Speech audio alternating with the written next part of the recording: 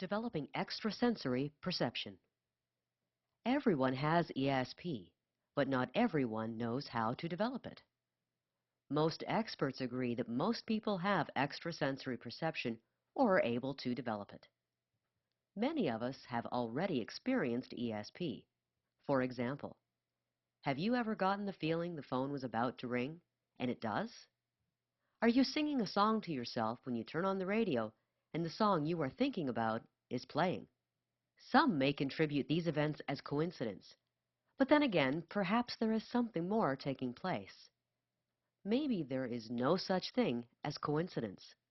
Maybe we're tapping into our subconsciousness, or what many experts believe to be a shared consciousness or superconsciousness, a collective consciousness that connects all people.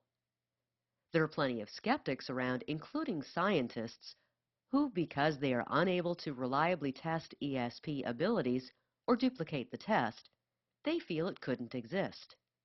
ESP is difficult to test because it's unpredictable in nature. There are few measurable indicators involved in ESP, and ESP events are unpredictable. One should remember, however, that science is constantly changing their viewpoints and observations based on new information. After all, no one knew that an unseen world was among us, that of bacteria, until microscopes were invented.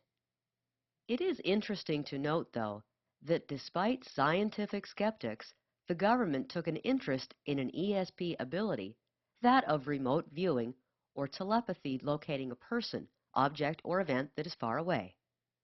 The government studied and experimented with remote viewing from about 1970 to 1990. There is one case in 1991 when a UN team approached a commercial remote viewing service, which was originally developed for the Department of Defense, for help in locating Iraqi biological weapons. One of the first steps to take when developing ESP ability is to practice positive self-talk by telling yourself constantly that you are psychic. This may sound silly, but it is known that when a person learns something, whether it's a physical skill or a mental skill, like memorizing history lines, it is best learned through repetition. Repetition rewires the brain for the task at hand. After learning how to relax, start meditating.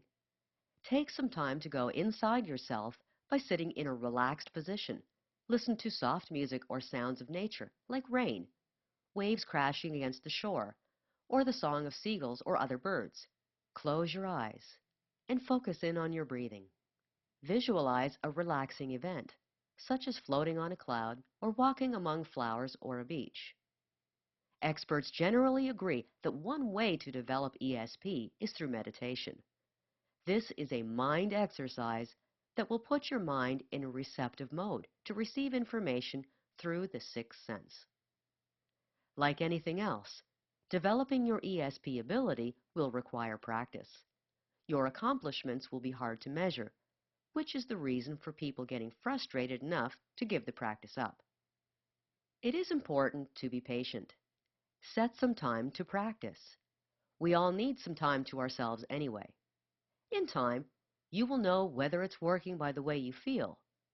You should feel more calm most of the time, and you may find you are dealing with life in a more effective way. Conrad Ra is an expert in practical techniques for personal and spiritual development. He is the author of Forbidden Secrets of Personal and Energetic Development.